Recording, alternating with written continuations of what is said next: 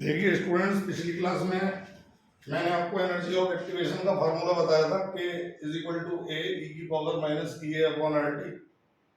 इसमें अगर हम दोनों तरफ लॉग ले लें, और लॉग लेने का मेन काम होता है कि जो ये एक्सपोनेंशियल है ये एलिमिनेट हो जाए। जब तक ये स्मॉल ई एलिमिनेट नहीं होगा तब तक हम किसी भी कैलकुलेशन को करने के लिए फार्मूला यूजलेस होता है। तो जब हमने इसमें टेकिंग लॉग लिया, दोनों तरफ लॉग लेने पर मेरा ये स्टेप बीस में कन्वर्ट हुआ। यहाँ पर log c इंटू डी का फार्मूला लगाया तो ये log c plus log d हो गया। उसके बाद ये पावर उतर करके log से पहले आएगी, और मैं जानता हूँ कि log e 1 होता है, और ये जो log है ये टू द बेस e है। इसके बाद मैंने इनको बेस 10 के log में कन्वर्ट किया है। Then we are multiplying by 2.303, then the log to the base e is converted to log to the base 10। और इसके बाद अपने फार्मूले को 2.303 से दोनों तरफ डिवाइड कर दिया है। देन यहाँ तो ये कैंसिल हो जाएंगे और यहाँ पर ये डिनोमिनेटर में 2.303 आएगा। इस वाली इक्वेशन को हम एक स्ट्रेट लाइन की इक्वेशन मान सकते हैं, क्योंकि ये y बराबर mx प्लस c के साथ कंपेरेबल है। और हम जब कंपेयर कर रहे हैं तो y एक्सिस पर हमने लॉग के लिया है, देखिए ग्राफ में, और x को 1/t मानेंगे। यहाँ पर जो ये 1/t है, ये 1/t is x। x axis पर हम 1/t ले रहे हैं, y एक्सिस पर log के ले रहे हैं, और जो स्ट्रेट लाइन आएगी तो m is the slope. m की वैल्यू जो है, स्लोप की वैल्यू वो इतनी है। और हमने देखा कि क्योंकि लाइन का स्लोप नेगेटिव है इसलिए लाइन डिक्लाइनिंग होगी और लाइन ऊपर से नीचे की तरफ आएगी। अगर ये स्लोप पॉजिटिव होता तो लाइन ऊपर की तरफ जाती। और जहां ये लाइन y एक्सिस को कट करती है वो इंटरसेप्ट कहलाता है, और intercept is equal to c, और c की वैल्यू log a है, क्योंकि यहाँ पर c की वैल्यू log a आ रही है। और वो y एक्सिस पर जहाँ ये लाइन इसे कट करती है तो ये इंटरसेप्ट c कहलाता है स्ट्रेट लाइन का। इस तरह से हम ये भी देख पाएंगे कि जो log a की मैक्सिमम वैल्यू है हाईएस्ट पॉइंट पर वो log a के बराबर होगी।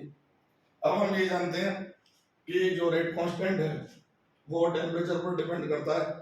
अगर टेम्परेचर बढ़ेगा तो रेट कांस्टेंट बढ़ेगा, टेम्परेचर घटेगा तो रेट कांस्टेंट घटेगा। और अगर टेम्परेचर इनफाइनाइट की तरफ जाता है, if the temperature moves up to infinity then k tends to a। ये ध्यान रखिए, जब टेम्परेचर इनफाइनाइट की तरफ जाएगा तो k भी अपने हाईएस्ट पोजीशन की तरफ मूव करेगा, and the maximum value of k is a। इसके बाद मैंने अपनी जो इक्वेशन है लॉग लेने के बाद जो आइए सिंपलीफाई करके वो इक्वेशन को यहाँ लिख लिया है। और मैंने ये माना कि T1 केल्विन पर कांस्टेंट K1 है और T2 केल्विन पर कांस्टेंट K2 है। देन हमने दो इक्वेशन बनाई, एक बार K की जगह K1 कर दिया तो T की जगह T1 कर दिया, एक बार इसी इक्वेशन में K की जगह K2 तो T की जगह T2 कर दिया, और दोनों को हमने सब्सट्रैक्ट कर लिया। दोनों इक्वेशन को घटाने के बाद हमारा ये रिलेशन आता है, और log c minus log d हमारा हो जाता है log c अपॉन d। इस प्रकार से हमने एनर्जी ऑफ एक्टिवेशन का वो फार्मूला जिनमें दो के दिए होते हैं और दो टेम्परेचर दिए होते हैं, then we will proceed the numerical on the basis of this. किसी भी रिएक्शन का एनर्जी ऑफ एक्टिवेशन अगर कम है तो वो फास्ट होगी, और किसी भी रिएक्शन का अगर एनर्जी ऑफ एक्टिवेशन ज्यादा है तो वो रिएक्शन स्लो होती है। तो इफ वी कंसीडर, अगर हम पेट्रोल को आग लगा रहे हैं, स्प्रिट को आग लगाते हैं, the reaction proceeds very fastly, उस केस में हम कह सकते हैं कि इनके एनर्जी ऑफ एक्टिवेशन बहुत कम होंगे या लगभग जीरो के बराबर होंगे। कुछ ना कुछ तो होता ही है, खैर एग्जैक्ट जीरो नहीं होता। लेकिन अगर कोई चीज न्यूट्रलाइजेशन है, मान लीजिए एसिड प्लस बेस कहीं भी ऑब्जेक्टिव आ जाता है और आपसे कहता है कि बताइए कि किसका एनर्जी ऑफ एक्टिवेशन कम है, then neutralization is very fast process, और इसको करने के लिए किसी भी एक्स्ट्रा एफर्ट्स की जरूरत नहीं है। Then we can say that the neutralization process will have the lower activation energy. And अगर मॉलिक्यूल्स के बीच में बॉन्ड्स ज्यादा बने हुए हैं, मान लीजिए हमारा एग्जांपल है N2 + O2 = 2NO।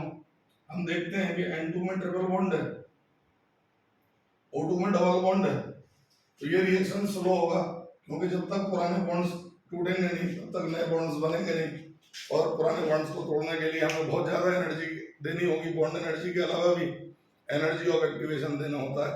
इसलिए ऑलवेज जिन रिएक्शंस में पुराने बॉन्ड टूटते हैं और नए बॉन्ड्स बनते हैं उन रिएक्शन का एनर्जी ऑफ एक्टिवेशन काफी हाई होता है एंड वो रिएक्शंस काफी स्लो होते हैं।